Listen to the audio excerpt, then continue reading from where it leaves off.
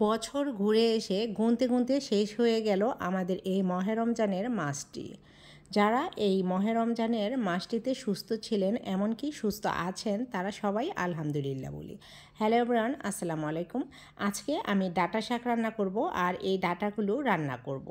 ডাঁটা দিয়ে মাছ দিয়ে রান্না করব। এখানে দুই প্রকার মাছ আছে, কিছু আছে রুই মাছ আর কিছু আছে শিং মাছ। মাছগুলো লবণ দিয়ে ভালো করে ধুয়ে পরিষ্কার করে নিয়েছি।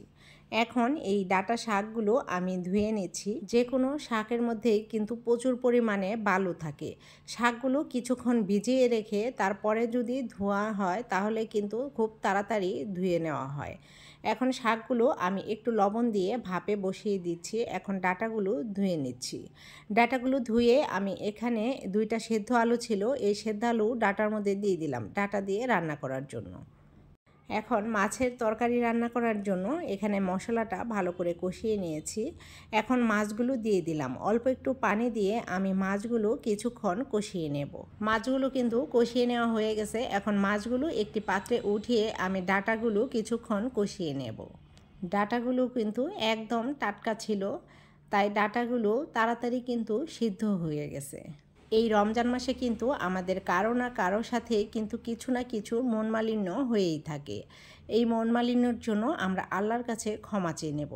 এখন শাকগুলো ভাপ দেওয়া হয়ে গেলে এখন শাকগুলো আমি একটু পেঁয়াজ এবং রসুন কুচি ভেজে বাগার দিয়ে নিচ্ছি। সবুজ শাকসবজি কিন্তু আমাদের প্রায়ই টেবিলে রাখতে হয়, কারণ এই সবুজ শাকসবজির মধ্যে কিন্তু প্রচুর পরিমাণে ভিটামিন থাকে। এখন আমি শিং মাছের তরকারিটা বসিয়ে নেব। মশলাটা কষিয়ে এই শিং মাছগুলো দিয়ে দিলাম কষিয়ে নেওয়ার জন্য। এখন একটা ঢাকনা দিয়ে ঢেকে এই মাছগুলো আমি কিছুক্ষণ কষিয়ে নেব। আর এদিকে কিন্তু রুই মাছের ডাঁটাটাও কষানো হয়ে গেছে। এখন কিন্তু কষিয়ে রাখা মাছগুলো দিয়ে আমি ঝোলের জন্য পরিমাণ মতো পানি দিয়ে দিব।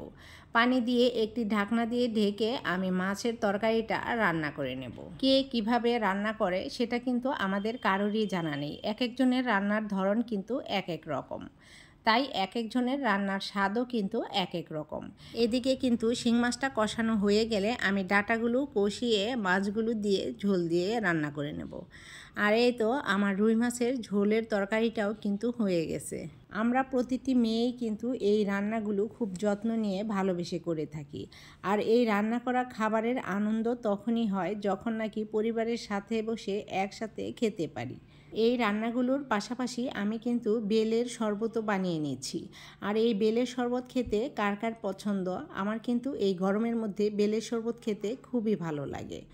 আর প্রতিদিনের মতো আমি কিন্তু আগেই ডাউলটা রান্না করে ফেলেছিলাম। আমার আজকের ভিডিওটি এই পর্যন্তই।